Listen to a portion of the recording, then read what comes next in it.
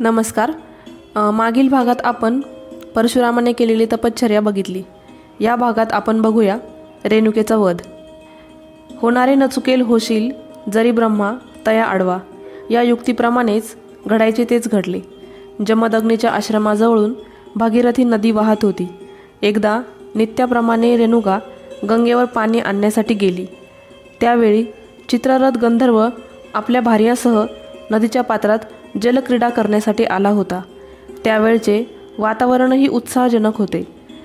अनेक प्रकारच्या जलक्रीडा नृत्ये करून चित्ररथाचे मनोरंजन करत होत्या.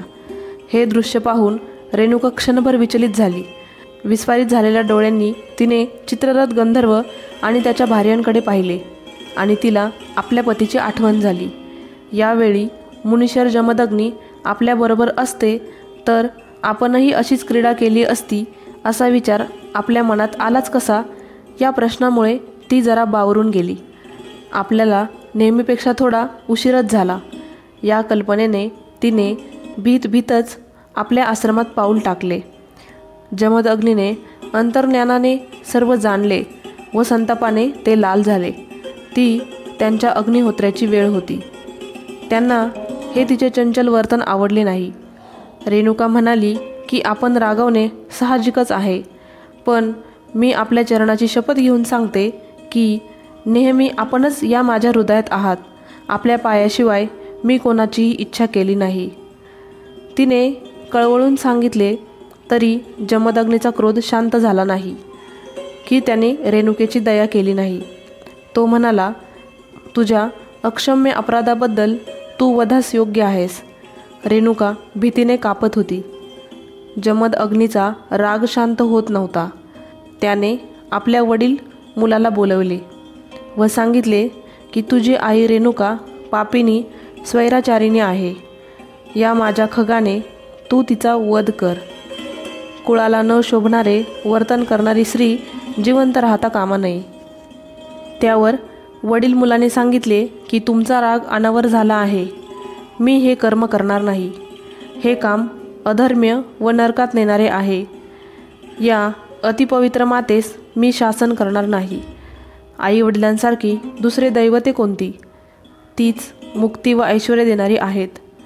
प्रेम व गुणरहित अशी आई कधीच नसते. मी हिला मारणार नाही.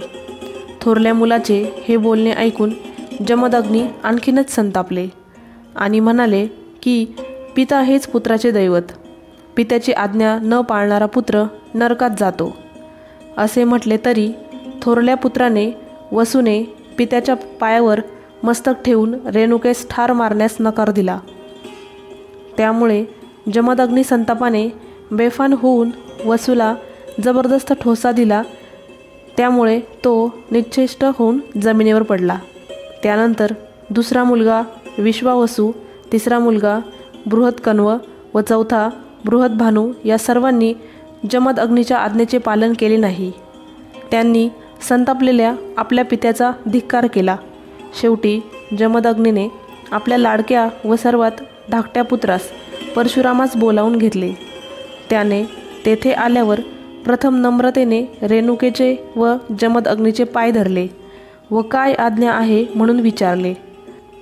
जमदग्नीने परशुरामाला सर्व माहिती सांगितली व माझी सारी तपश्चर्या रेणुकेने नष्ट केली.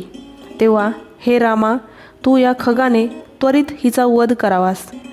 परशुरामाने पित्याची आज्ञा शिरसावध मानून त्याने एका क्षणात रेणुकेचा शिरच्छेद केला. ती जमिनीवर कोसळली. परशुरामाचा पराक्रम पाहून जमदग्नींना खूप आनंद झाला व ते परशुरामाला म्हणाले की हे परशुरामा, तू भृगवंशाची कीर्ती वाढविलीस. तूच फक्त माझी आज्ञा पाळलीस. मी तुझ्यावर संतुष्ट झालो आहे. मला त्याबद्दल धन्यता वाटते. तू निष्ठावंत आहेस. गुरुसेवेत तत्पर आहेस. रामा, मी तुला कोणताही वर देतो. तू तुला हवे ते माग.